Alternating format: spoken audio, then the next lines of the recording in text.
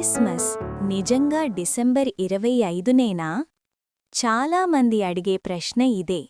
యేసు నిజంగా డిసెంబర్ 25ను పుట్టాడా? బైబిల్ను జాగ్రత్తగా చదివితే ఒక విషయం స్పష్టంగా తెలుస్తుంది. యేసు పుట్టిన తేదీని బైబిల్ ఎక్కడా ఖచ్చితంగా చెప్పలేదు.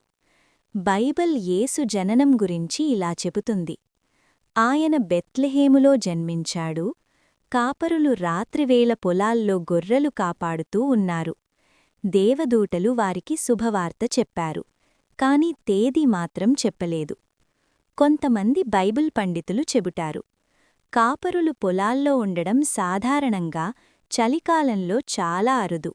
అందువల్ల యేసు జననం వసంతం లేదా శరదృతువులో జరిగి ఉండవచ్చని భావిస్తారు. కాని ఇవన్నీ అంచనాలు మాత్రమే, ఖచ్చితమైన బైబిల్ వాక్యం కాదు. అయితే డిసెంబర్ 25 ఎందుకు?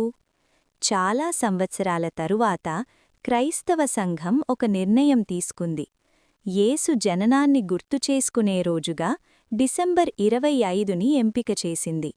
ఇది ఒక స్మరణ దినం, ఖచ్చితమైన పుట్టినరోజు అని బైబిల్ చెప్పలేదు. అందుకే క్రిస్మస్ యేసు జననాన్ని జ్ఞాపకం చేసుకునే రోజు. క్రిస్మస్ యేసు ఖచ్చితంగా పుట్టిన తేదీ.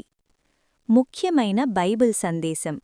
బైబిల్ మనకు చెప్పాలనుకున్నది యేసు ఎప్పుడు పుట్టాడు కంటే ఎందుకు పుట్టాడు అనేదే ముఖ్యము.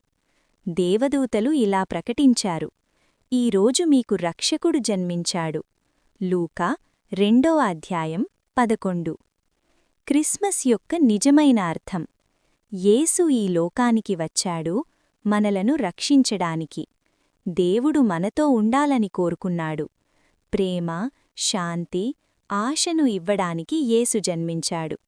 కాబట్టి డిసెంబర్ 25 తేదీ కాదు ముఖ్యమైనది, యేసు మన హృదయంలో పుట్టడమే నిజమైన క్రిస్మస్.